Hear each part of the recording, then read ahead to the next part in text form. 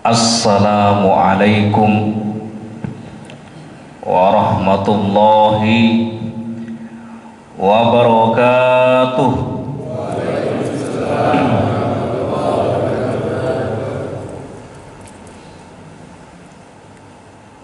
Alhamdulillahi rabbil alamin. Alhamdulillahilladzi anzalas sakinata fi qulubil mu'minin liyazdadu imanan ma'a imanihim. Alhamdulillahilladzi hadana lihadza wa ma kunna linahtadiya laula an hadanallah. Asyhadu an la ilaha illallah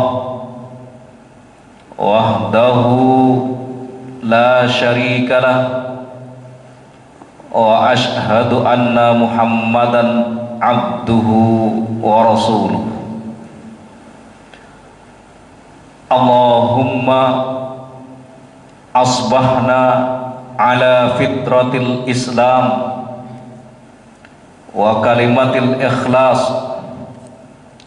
wa ala dini nabiyyina Muhammadin sallallahu alaihi wasallam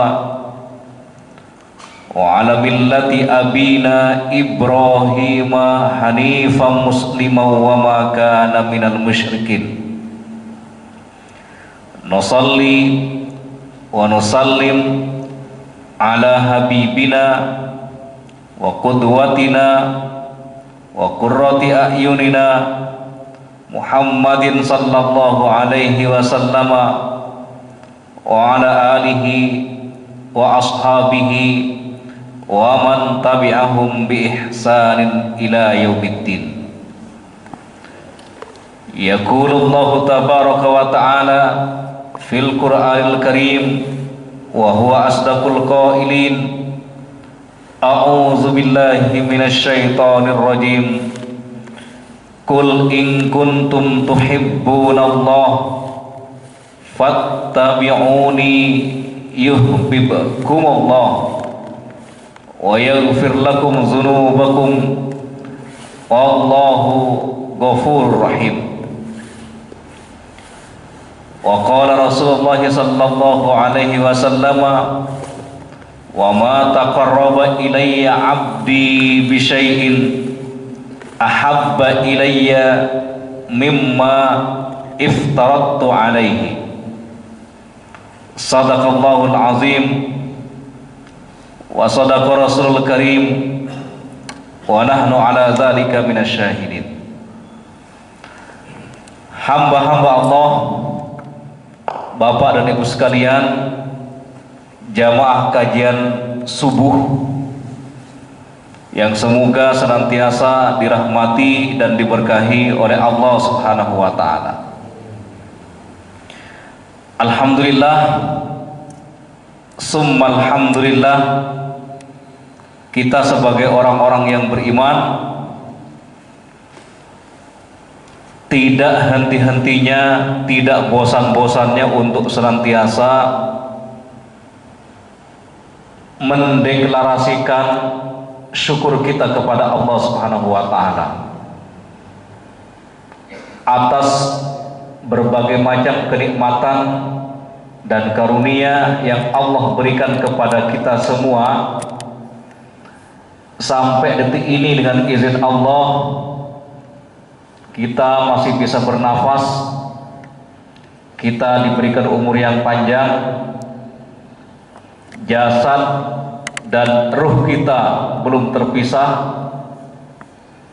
Itu artinya jamaah sekalian, Allah Subhanahu wa taala memberikan peluang, memberikan kesempatan kepada kita agar kita semakin terdorong, termotivasi untuk berlomba-lomba mempersembahkan amal-amal yang terbaik untuk Allah Subhanahu wa taala.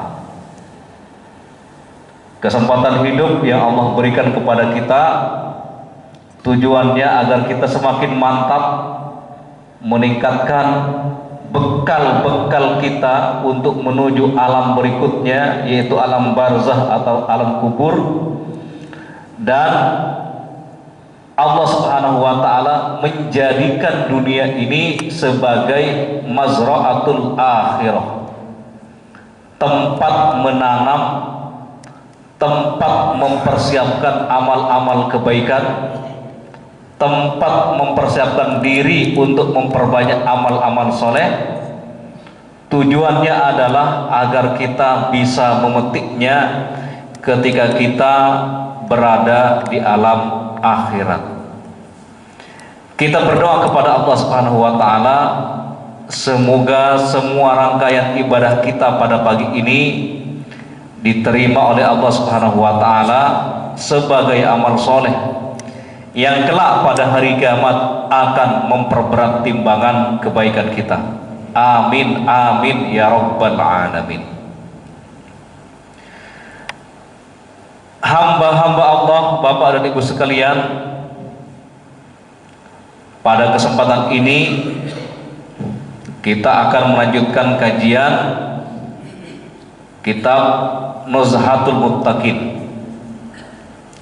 Karena sekarang masih momentum bulan Rabiul Awal 1446 Hijriah,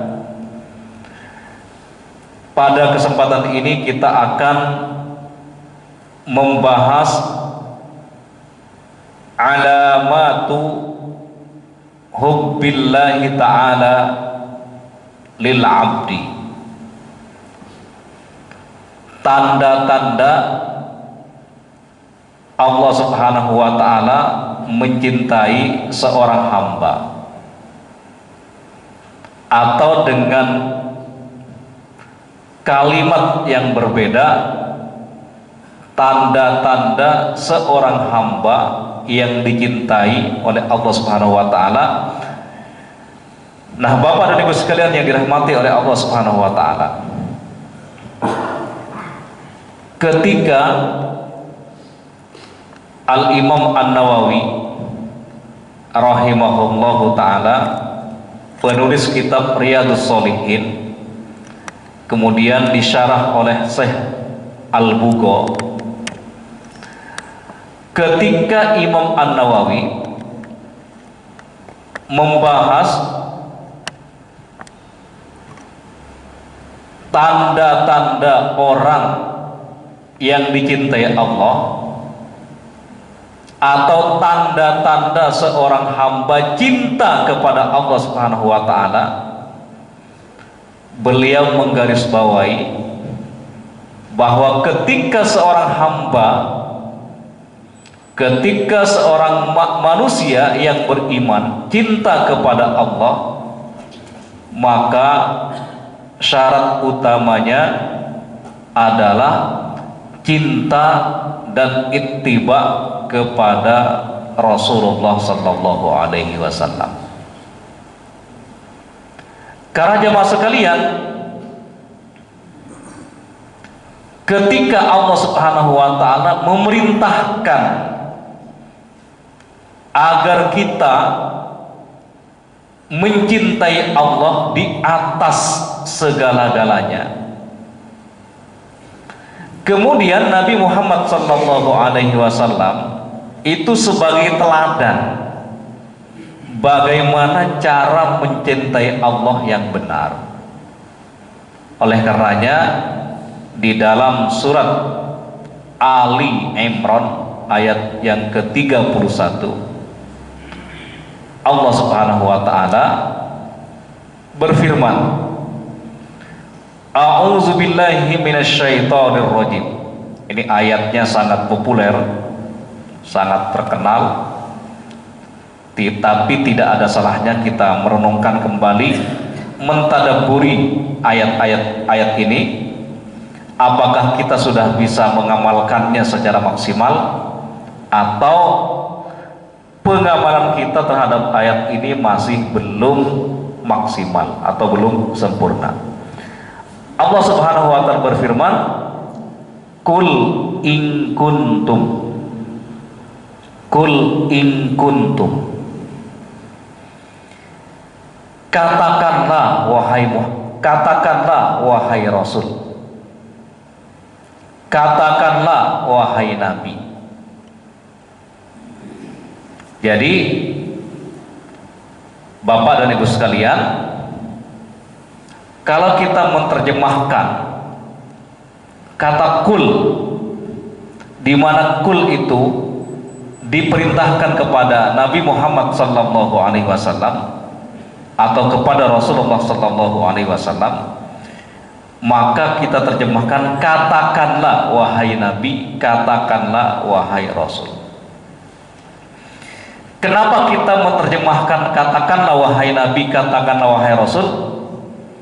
Karena di dalam Al-Quran Allah Subhanahu wa ta'ala ketika memanggil Nabi Muhammad itu tidak pernah menyebut ya Muhammad. Tetapi ketika Allah Subhanahu wa ta'ala memanggil Nabi Muhammad sallallahu alaihi wasallam, Allah memanggil dengan sebutan ya ayyuhan nabi, ya ayyuhar rasul, wahai nabi, wahai rasul. Berbeda dengan nabi-nabi yang lain, berbeda dengan nabi-nabi sebelum Rasulullah sallallahu alaihi wasallam, mereka dipanggil namanya langsung. Mereka namanya dipanggil apa adanya.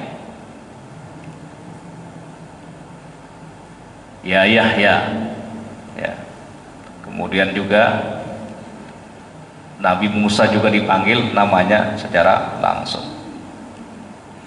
Tapi Nabi kita Nabi Muhammad sallallahu alaihi wasallam itu ketika dipanggil oleh Allah Subhanahu wa taala dengan panggilan ya ayyuhan nabi, ya ayyuhar rasul. Oleh karenanya ketika kita menerjemahkan kata-kata kul, katakanlah wahai nabi, katakanlah wahai rasul. Katakan kepada manusia in kuntum tuhibbunallah. Katakan kepada manusia in kuntum tuhibbunallah. Jika kalian benar-benar mencintai Allah, katakan kepada mereka fattabi'uni, maka ikutilah aku. Artinya jamaah sekalian yang dirahmati oleh Allah Subhanahu wa taala, kita tidak mungkin bisa mengimplementasikan, mengamalkan kecintaan kita kepada Allah Subhanahu wa taala tanpa mengikuti sunnah-sunnah Rasulullah sallallahu alaihi wasallam. Kita tidak mungkin bisa mencintai Al-Quran secara sempurna, karena Al-Quran itu adalah firman Allah Subhanahu wa taala tanpa merujuk, tanpa berpedoman kepada hadis-hadis dan sunnah-sunnah Rasulullah sallallahu alaihi wasallam. Oleh karenanya cinta kepada Allah dan cinta kepada Rasul itu ibarat dua sisi mata uang yang tidak bisa dipisahkan.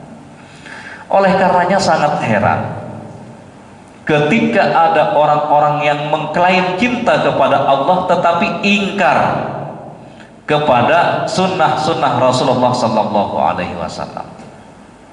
Mereka merasa cukup berbekal atau merujuk kepada Al-Quran karena Al-Quran dianggapnya semuanya mutawatir. Memang Al-Quran itu semuanya mutawatir. Berbeda dengan hadis Nabi, ada yang mutawatir, ada yang ahad.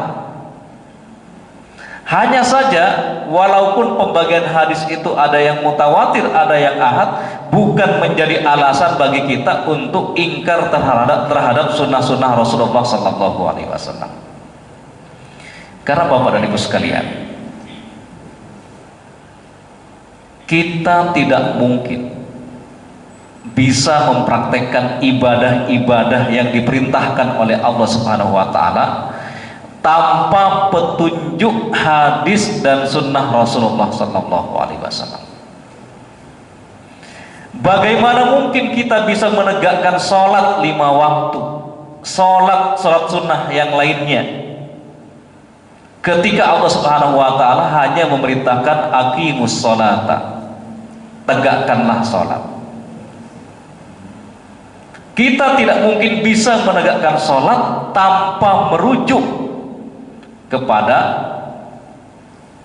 sunnah Rasulullah Sallallahu Alaihi Wasallam, tanpa merujuk kepada hadis-hadis Rasulullah Sallallahu Alaihi Wasallam. Oleh karenanya wajar ketika Allah Subhanahu Wa Taala mengatakan bahwa ketika kita sebagai orang yang beriman cinta kepada Allah, mau tidak mau harus meneladani kecintaan kita kepada Allah, meneladani Rasulullah Sallallahu Alaihi Wasallam. Dan tanda orang cinta kepada Rasulullah Sallallahu Alaihi Wasallam, Bapak dan Ibu sekalian, mencintai apa yang Rasul cintai dan membenci apa yang Rasul benci, tidak menyukai apa yang Rasul tidak sukai. Walaupun sesuatu yang dicintai oleh Nabi itu bukan perkara wajib, walaupun perkara yang tidak disukai oleh Nabi itu bukan perkara haram, tetapi sebagai bentuk konsekuensi cinta kita kepada Rasulullah Sallallahu Alaihi Wasallam, maka kita berusaha untuk mengikuti apa yang dicintai Nabi dan apa yang tidak, dan menjauhi apa yang tidak disukai oleh Rasulullah Sallallahu Alaihi Wasallam. Karena konsekuensi cinta itu adalah mencintai sepenuh hati orang yang kita cintai dan membenci sepenuh hati apa yang dibenci oleh orang yang kita cintai. Misalnya Bapak dan Ibu sekalian, apa sih kesukaan Rasulullah Sallallahu Alaihi Wasallam dalam bab makanan? Dalam riwayat yang diriwayatkan oleh sahabat Anas bin Malik radhiyallahu anhu, Anas bin Malik ini adalah khadimu Rasulullah Sallallahu Alaihi Wasallam asyra sanawat. Anas bin Malik itu adalah pembantu Nabi selama 10 tahun. Nah, Anas bin Malik ini menceritakan, meriwayatkan makanan yang dicintai oleh Rasulullah Sallallahu Alaihi Wasallam. Beliau berkata, maksudnya Anas bin Malik meriwayatkan, da'ahun Nabi Sallallahu Alaihi Wasallam khayyan. Suatu ketika Rasulullah Sallallahu Alaihi Wasallam diundang oleh seorang penjahit. Jadi di zaman Nabi itu sudah ada seorang penjahit yang kita sebut dengan khayyat.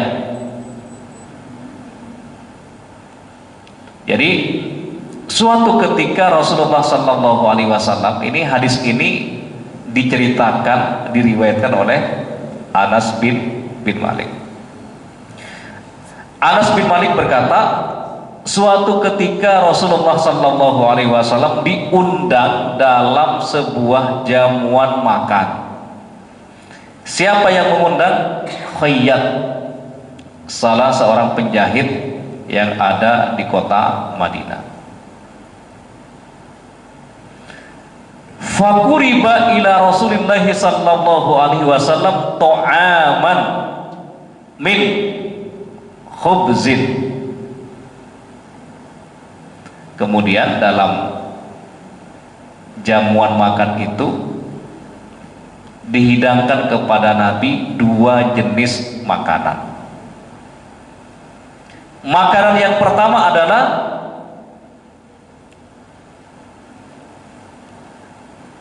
apa? Khubzan min syair. Makanan yang pertama yang dihidangkan adalah roti yang terbuat dari gandum. Roti yang terbuat dari gandum. Jenis makanan yang kedua yang dihidangkan kepada Rasulullah Sallallahu Alaihi Wasallam, wa maraqat fihi ad-dibag atau ad-dubag, ya. Makanan yang kedua yang dihidangkan dalam jamuan makan itu adalah sop, ya, marokot, sop fihi duba, sop yang di dalamnya ada buah labu, sop yang di dalamnya ada buah labu. Kata Anas bin Malik, ternyata ketika dihidangkan dua jenis makanan kepada Rasulullah SAW, Nabi memilih makanan atau sop yang ada buah labunya.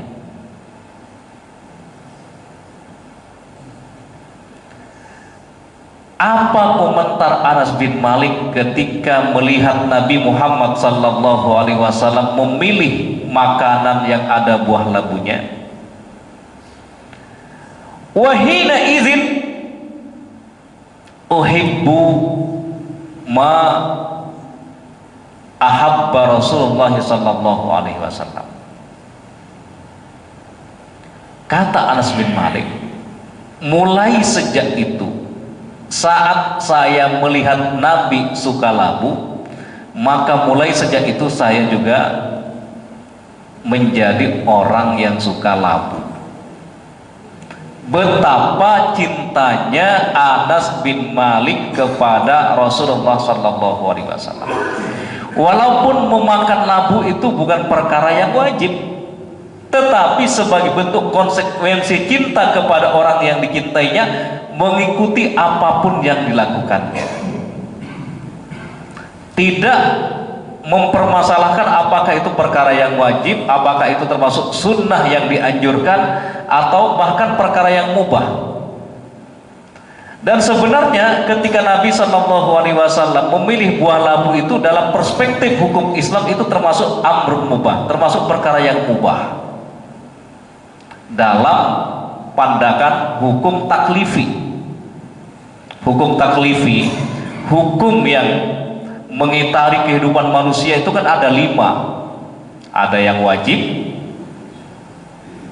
Yang wajib itu perkara-perkara yang diperintahkan oleh syariat secara tegas, sehingga ketika meninggalkan perkara yang wajib, maka kita mendapatkan, ketika kita meninggalkan perkara yang wajib, kita mendapatkan dosa.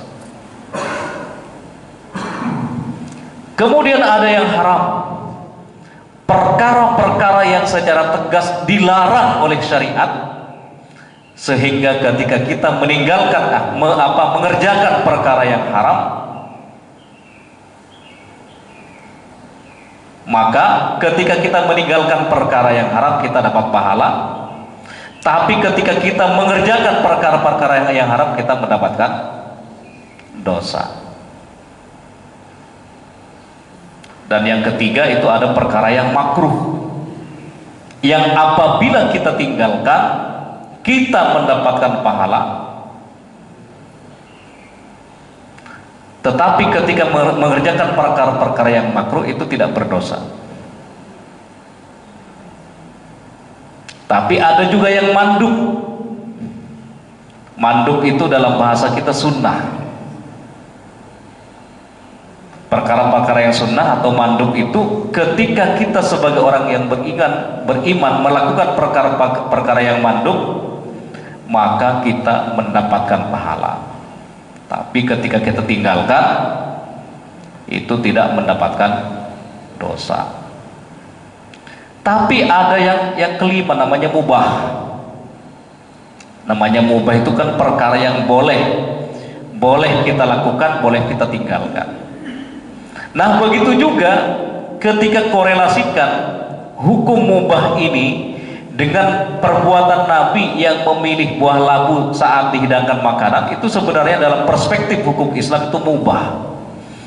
Tetapi karena Anas bin Malik radhiyallahu anhu sangat mencintai Rasulullah SAW, dalam bahasa anak sekarang itu ngefans, Pak.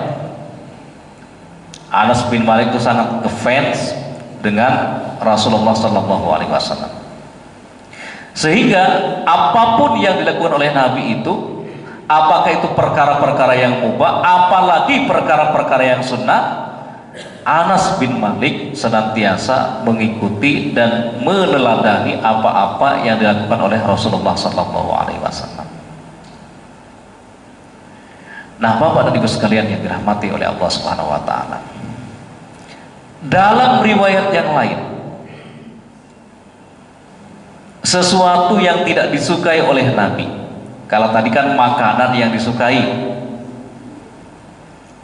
Sebaliknya dalam riwayat yang lain ada makanan yang tidak disukai oleh Rasulullah SAW, sehingga makanan itu juga dijauhi oleh sahabat.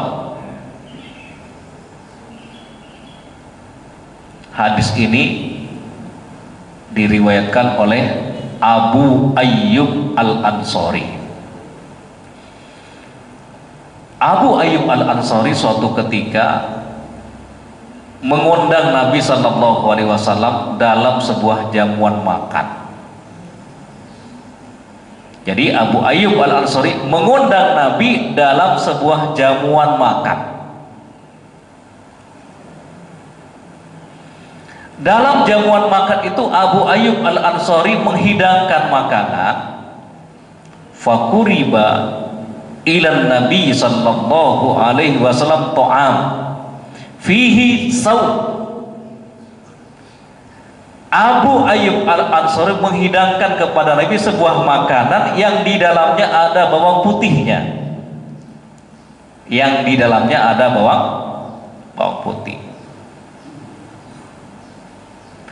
Tapi ternyata ketika makanan yang ada bawang putihnya itu dihidangkan kepada Nabi, lam yakul minhun Nabi. Nabi sallallahu alaihi wasallam tidak memakan, tidak mengkonsumsi makanan tersebut. Karena Nabi sallallahu alaihi wasallam tidak mengkonsumsi makanan tersebut, makanan yang ada bawang putihnya tersebut, Abu Ayyub Al-Ansari memberanikan diri bertanya kepada Rasulullah sallallahu alaihi wasallam, "Ya Rasulullah, aharamun huwa?" Wahai Nabi, kenapa baginda tidak mengkonsumsi makanan yang ada bawang putihnya? Aharamun, apakah itu termasuk perkara yang haram? Apa jawaban Nabi? La, tidak. Walakinni akrahu. Hanya saja kata Nabi, aku tidak menyukai makanan yang ada bawang putihnya. Hanya saja kata Nabi, aku tidak menyukai makanan yang ada bawang putihnya. Bukan perkara yang haram, tetapi secara pribadi, secara kemanusiaannya, Nabi sallallahu alaihi wasallam tidak suka bawang putih. Apa komentar Abu Ayyub Al-Ansari ketika mendengar jawaban Rasulullah sallallahu alaihi wasallam? Fa inni akrahu ma takrahu ya Rasulullah. Kata Abu Ayyub Al-Ansari, mulai sejak ini saya membenci, saya tidak menyukai apa yang engkau tidak sukai wahai Nabi. Itu komentar Abu Ayyub Al-Ansari. Walaupun perkara mengkonsumsi bawang putih itu bukan perkara yang haram,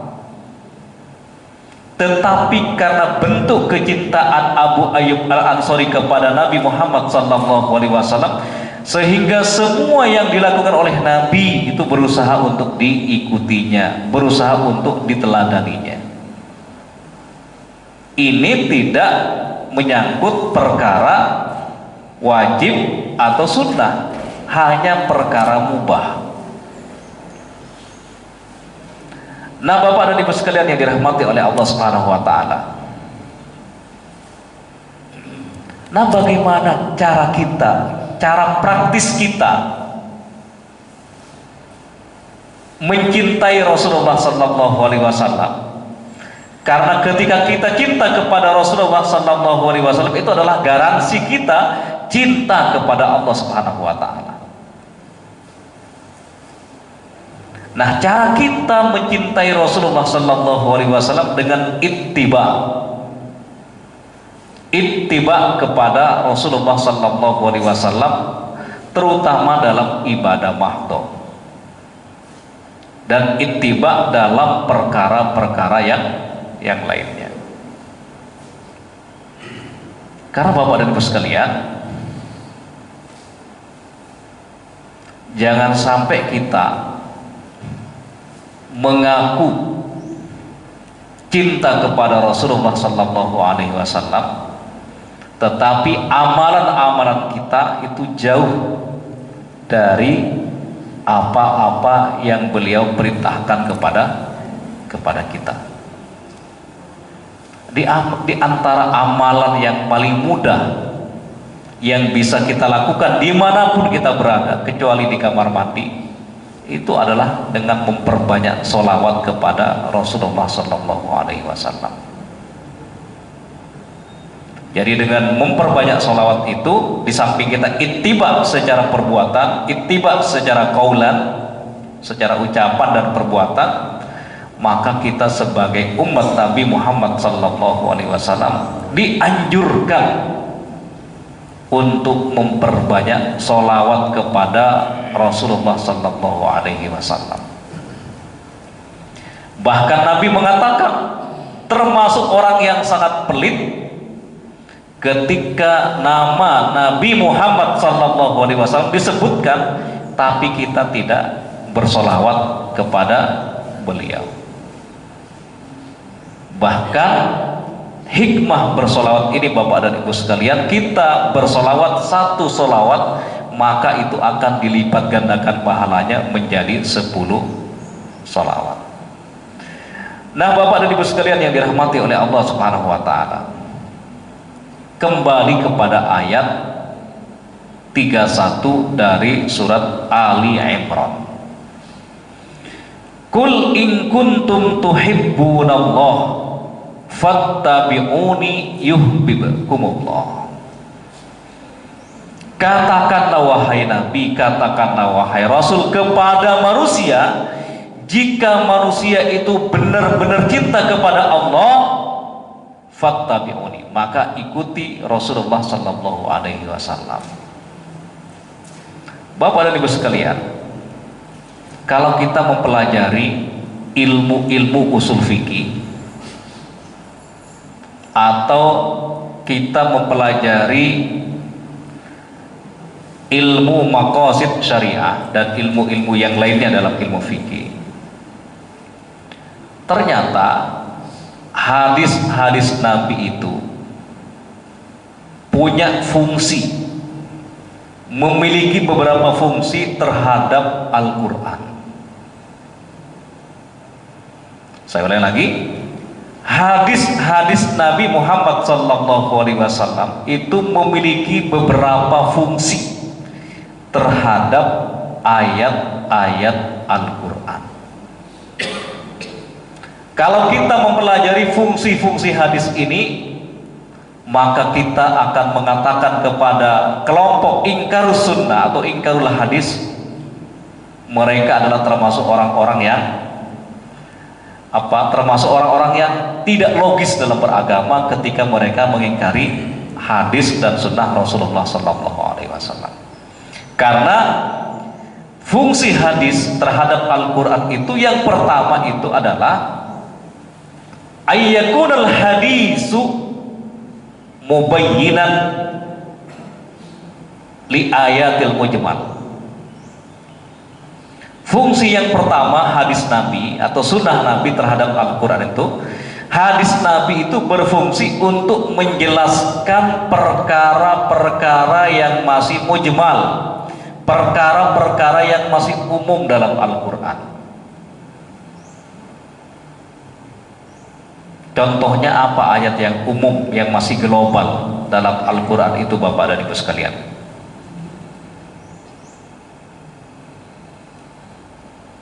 Apa contohnya? Aqimus sholata, tegakkanlah sholat.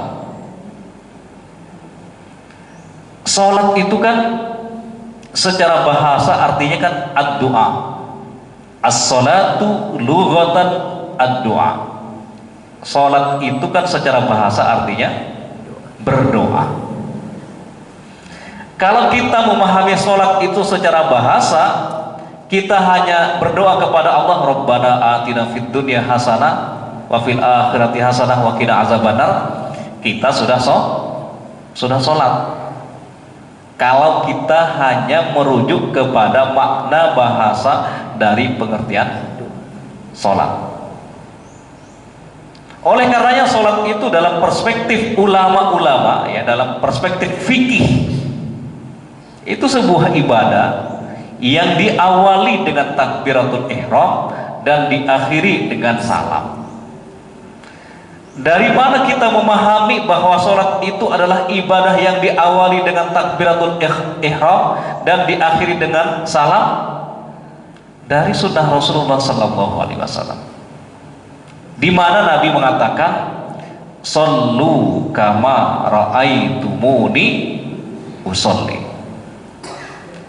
Kalian sholat itu harus sesuai dengan sholat yang aku contohkan kepada kalian. Itu terjemahan bebasnya, Bapak dan Ibu sekalian. Shollu, sholatlah kalian, kama, sebagaimana, ra'aitumuni, sebagaimana kalian melihat aku melaksanakan sholat. Contoh yang lainnya, Bapak dan Ibu sekalian, di dalam Al-Quran itu diperintahkan orang-orang muslim untuk menegakkan haji, untuk melaksanakan haji ke Baitullah. Tapi tata cara operasionalnya ini tidak ada dalam Al-Quran. Tata cara praktisnya itu tidak ada dalam Al-Quran. Al-Quran hanya mengatakan, walillahi 'alan nasi hijjul baiti man istata'a ilaihi sabila. Allah Subhanahu wa taala mewajibkan haji kepada kaum muslimin yang punya kemampuan istita'ah, punya kemampuan secara fisik, punya kemampuan secara harta, dan punya kemampuan-kemampuan yang lainnya. Ayat yang memerintahkan haji ini, Bapak dan Ibu sekalian, dalam bahasa usul fikih ini masih mujmal, masih umum, global, tidak bisa dipraktekkan. Haji baru bisa dipraktekkan ketika merujuk kepada hadis-hadis Rasulullah SAW. Oleh karenanya Nabi mengatakan, khudhu anni manasikakum. Ketika kalian melaksanakan haji, rujuklah kalian kepada manasik yang telah aku praktekkan, manasik yang telah aku contohkan kepada kalian. Apalagi yang lain? Zakat misalnya. Ukuran-ukuran zakat itu tidak ada dalam Al-Quran. Aqimus sholata wa atuz zakata.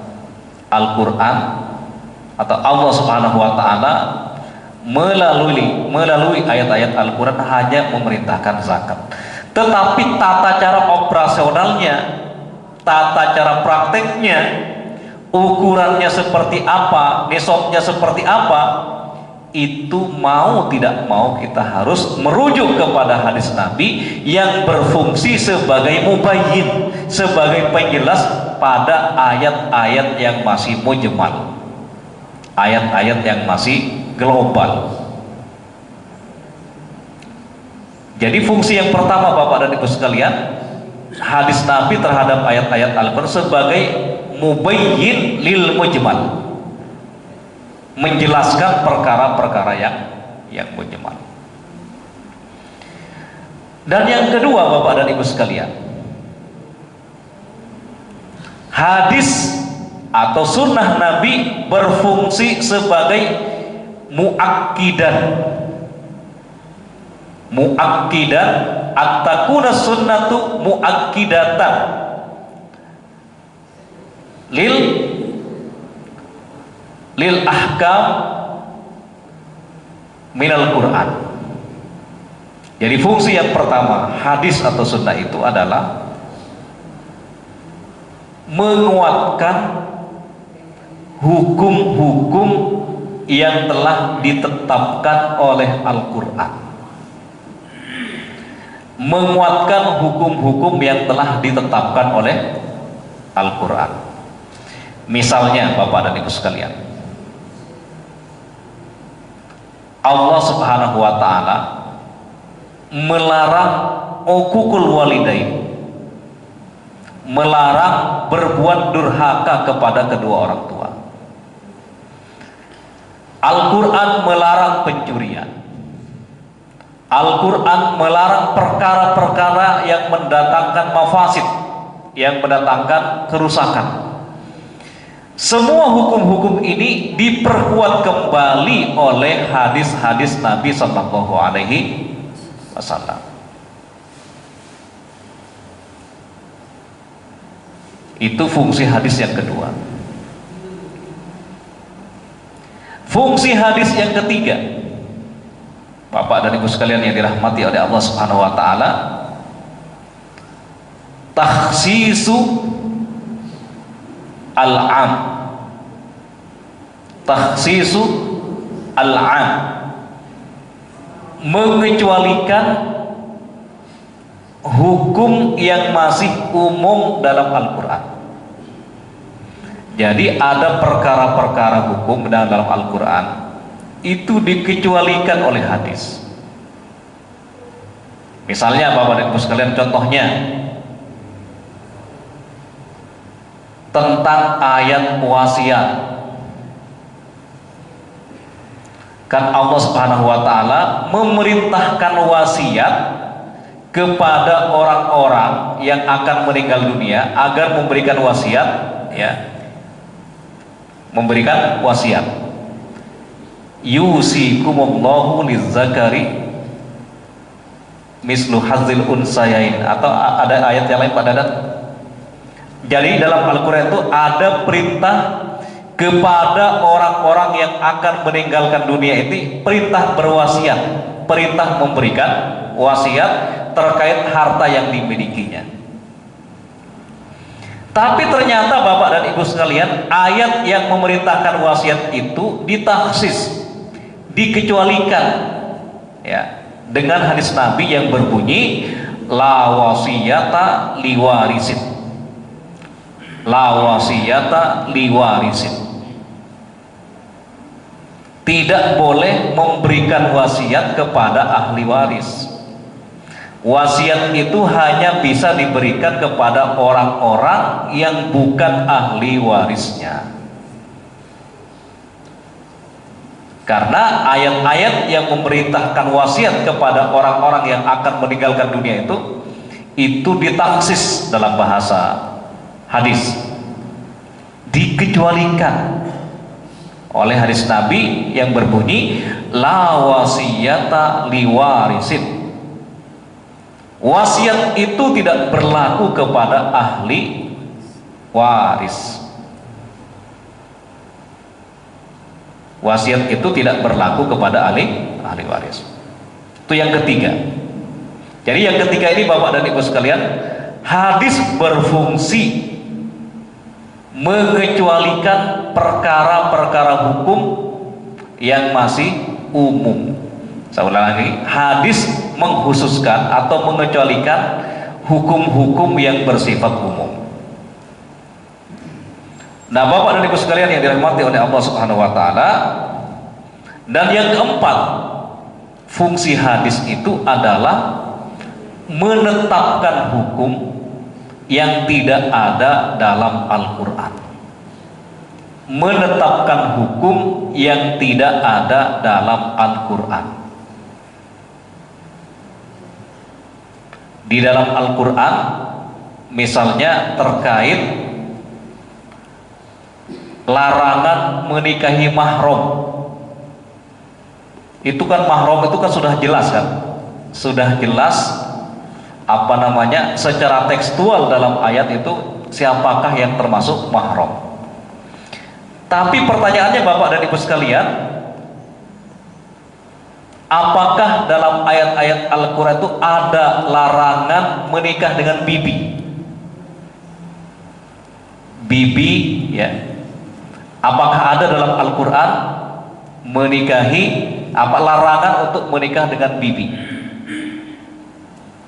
Ada nggak Bapak dan Ibu sekalian?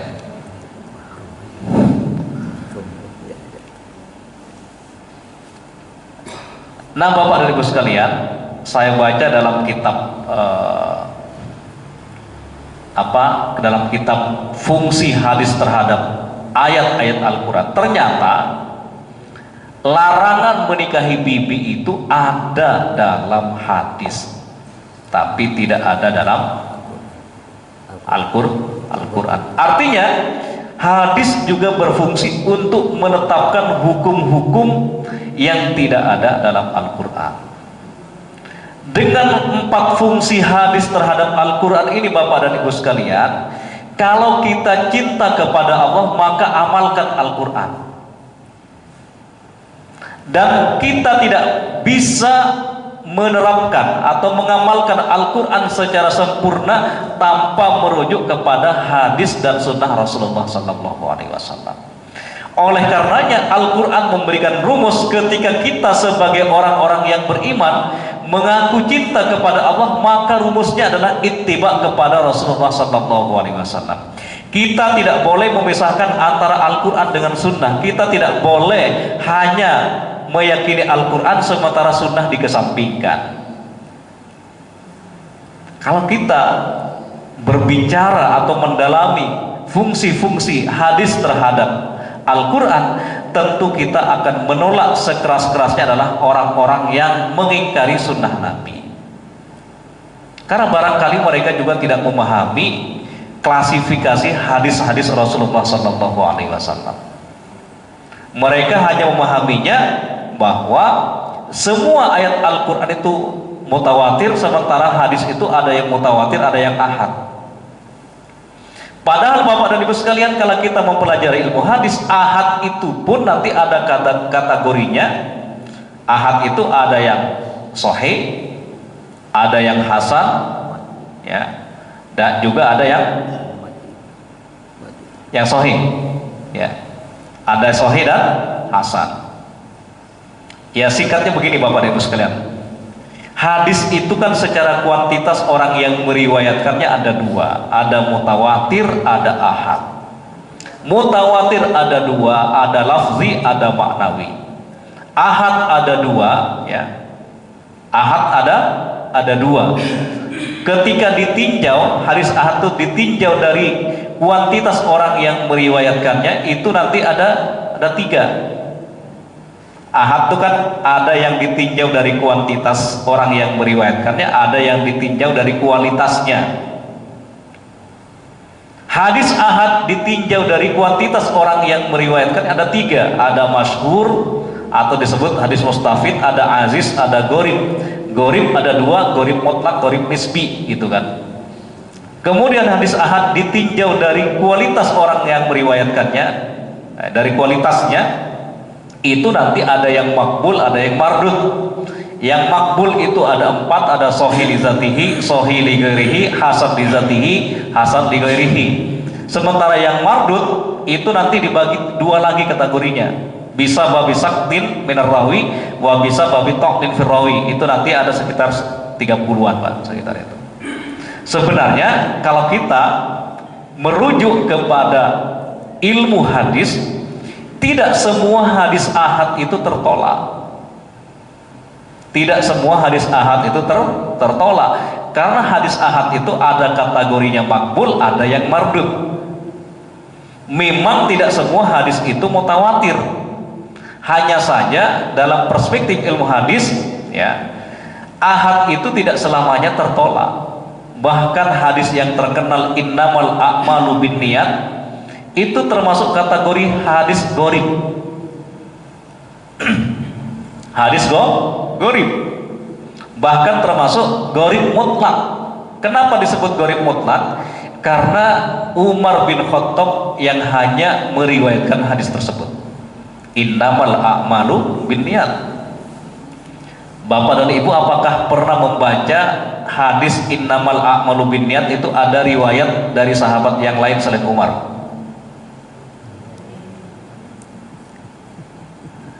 Sependek pengetahuan saya belum membaca riwayat yang lain hadis tentang innamal a'malu binniyat itu selain dari Sayyidina Umar bin Khattab.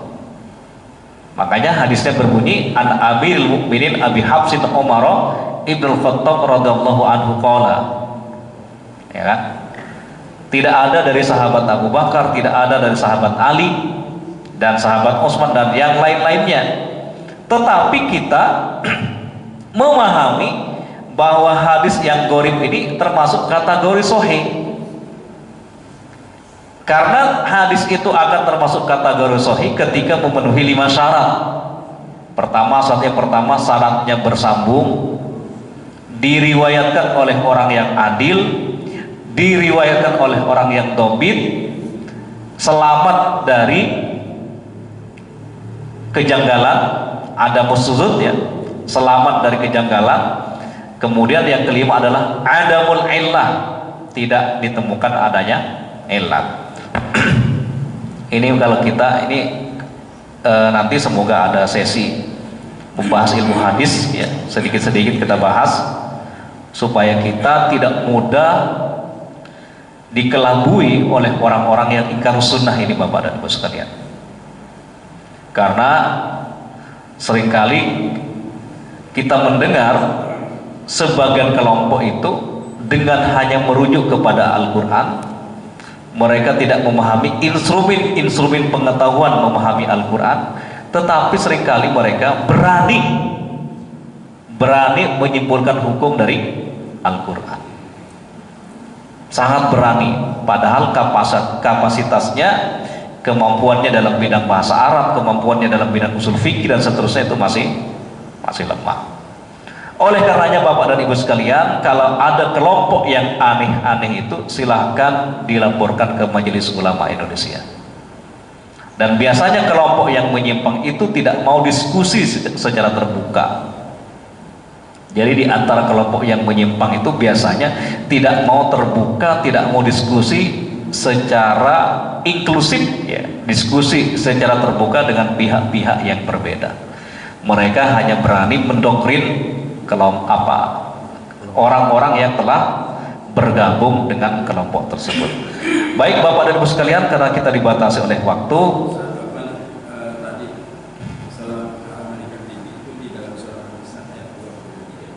ada ya?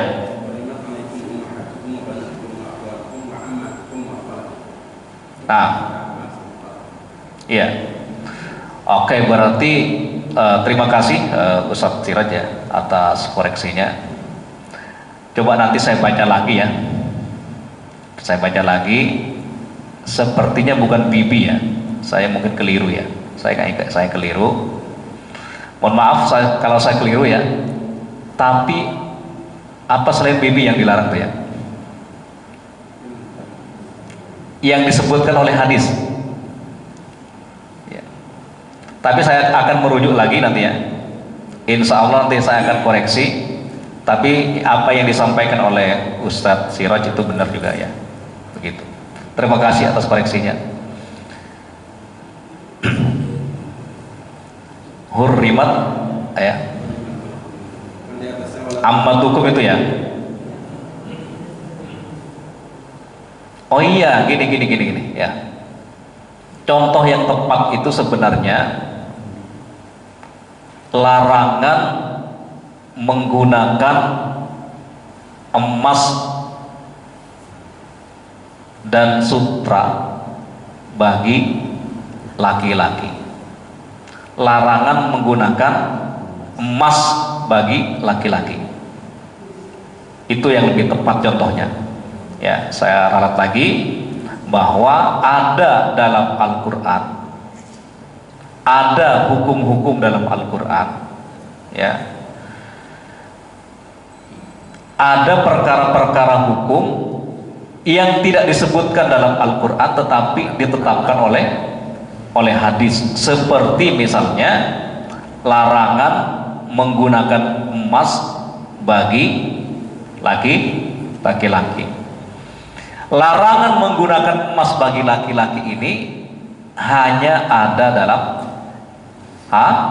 hadis, tidak ada dalam ayat-ayat Al-Quran. Itu saya ralat tadi ya, saya keliru ya. Ya, terima kasih. Jazakallah khairan.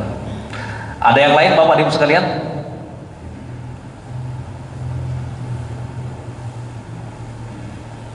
Cukup ya? Baik. Terima kasih atas perhatiannya. Jazakumullah khairan. Insya Allah kita akan bertemu bulan depan, insya Allah. Semoga kita diberikan umur yang panjang dan umur yang berkah. Amin amin ya rabbal alamin. Aqulu qouli hadza wa astaghfirullah li wa lakum. Assalamualaikum warahmatullahi wabarakatuh. Waalaikumsalam warahmatullahi wabarakatuh. Alhamdulillah, sekedar jazakallahu khairan kepada Ustaz Rahman yang telah menyampaikan kajian syuruknya. Mudah-mudahan apa yang disampaikan menjadi ilmu kepada kita.